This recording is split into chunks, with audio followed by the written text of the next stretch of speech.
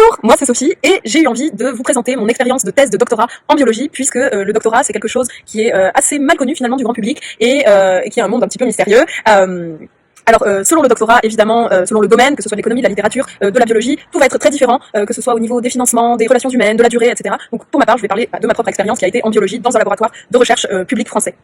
Alors avant toute chose, je voudrais dire que je ne vais viser personne à travers cette série de petites vidéos, même si elles vont résulter de mon expérience et de mon ressenti personnel, donc de faits réels, et que je vais essayer évidemment d'être la plus objective possible dans ce que je vais vous raconter.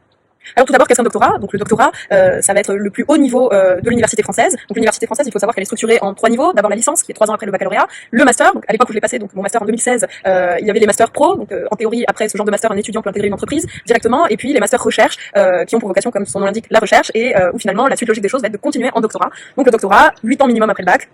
Qui est un statut très particulier, puisque ce n'est pas comme lors du master où on va avoir durant 5 ans des cours, des examens tous les 6 mois. Là, le doctorat, on va avoir un double statut. C'est-à-dire qu'on va être à la fois étudiant, donc puisqu'on est formé finalement à devenir un chercheur, et un statut de salarié. Pour ma part, j'ai signé un contrat de 3 ans dans un organisme de recherche publique.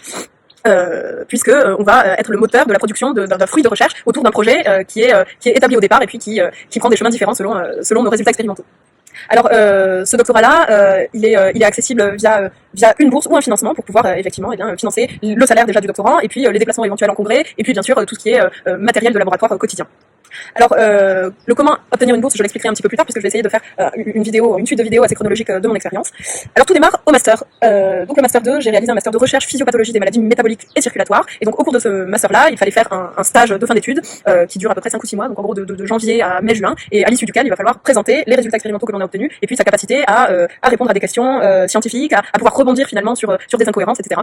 Et donc, ce stage-là, je l'ai effectué au sein d'un laboratoire public de recherche en France. Et donc, je l'ai commencé en janvier 2016 et je l'ai fini en juin 2016. Voilà. Donc, ce stage-là, j'arrive le premier jour, pas de directrice de master, elle était absente, je crois même pendant une semaine. Et donc là, on arrive dans le grand bain, on sait pas ce qui nous attend et on se dit, ça y est, j'ai un projet sur les bras, qu'est-ce que je fais? Il va falloir être très très vite autonome et ça on le comprend très vite. Donc, j'essaye d'être ce premier jour de stage assez proactive, j'essaye de m'approprier le sujet qu'on avait déjà défini au départ, j'essaye de regarder un petit peu la bibliographie adjacente et donc j'essaye de produire quelque chose jusqu'à lui présenter et discuter avec ma chef. Et donc ce stage-là se passe. J'ai la chance humainement de pouvoir être entourée d'autres étudiants avec qui nous formions un petit groupe assez soudé et sympathique, avec qui je pouvais échanger de mon expérience. Donc d'autres étudiants qui étaient dans le même cas que moi qui effectuaient leur stage. Et donc via la soutenance de master, donc durant tout le master il faut être assez productif. Je me rendais pas encore bien compte du fonctionnement de la recherche publique française puisque voilà, il faut être productif, il faut pouvoir avoir des résultats pour la soutenance de master quelques mois après, il faut faire toute une mise au point pour avoir ces résultats, donc on n'a pas vraiment le temps de se rendre compte de tous les détails de l'environnement lors du master. Voilà, donc je vous expliquerai la suite dans une prochaine vidéo.